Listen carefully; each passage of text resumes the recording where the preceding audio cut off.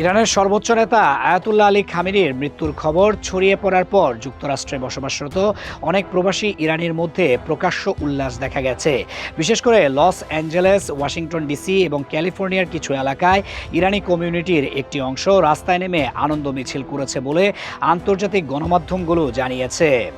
Loss অ্যাঞ্জেলেসে, যেখানে যুক্তরাষ্ট্রের অন্যতম বড় ইরানি প্রবাসী সম্প্রদায় বসবাস করে, সেখানে কয়েকটি স্থানে মানুষ পুরনো ইরানি পতাকা নিয়ে জড়ো হয়।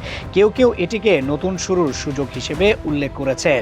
অংশগ্রহণকারীদের বক্তব্যে উঠে এসেছে তারা দীর্ঘদিন ধরে ইরানের বর্তমান শাসন ব্যবস্থার বিরোধিতা করে আসছেন এবং এই ঘটনাকে তারা সম্ভাব্য রাজনৈতিক পরিবর্তনের সূচনা হিসেবে দেখছেন।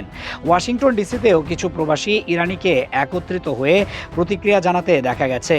সামাজিক মাধ্যমে ছড়িয়ে পড়া ভিডিওতে দেখা যায় অনেকে আনন্দ প্রকাশ করছেন এবং ইরানে গণতান্ত্রিক পরিবর্তনের আহ্বান জানাচ্ছেন। তবে একই সঙ্গে অনেকেই সতর্ক মন্তব্য করেছেন যে নেতৃত্বের পরিবর্তন মানেই তাৎক্ষণিক স্থিতিশীলতা নয়। অন্যদিকে যুক্তরাষ্ট্রে বসবাসরত ইরানিদের একটি বড় অংশ গভীর উদ্বেগও প্রকাশ করেছেন।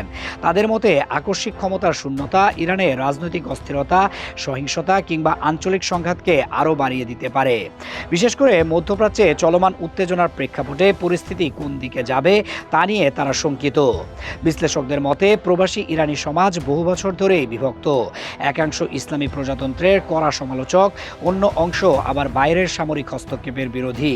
তাই খামেনির মৃত্যুর খবরে যেমন উল্লাস দেখা গেছে, তেমনি শোক, উদ্বেগ ও অনিশ্চয়তাও স্পষ্ট। পরিস্থিতি এখনও দ্রুত পরিবর্তনশীল। ইরানের অভ্যন্তরে রাজনৈতিক বাস্তবতা কোন দিকে মোড় নেবে তা নির্ভর করছে ক্ষমতা হস্তান্তর, নিরাপত্তা কাঠামো, অবস্থান এবং আন্তর্জাতিক কূটনৈতিক প্রতিক্রিয়ার ওপর। তবে যুক্তরাষ্ট্রে প্রবাসী ইরানিদের প্রতিক্রিয়া স্পষ্ট করে দিয়েছে, এই ঘটনাকে তারা কেবল একটি মৃত্যুর সংবাদ হিসেবে দেখছেন না, বরং নিজেদের দেশের ভবিষ্যৎ নিয়ে একটি সম্ভাব্য মোড় হিসেবে বিবেচনা করছেন।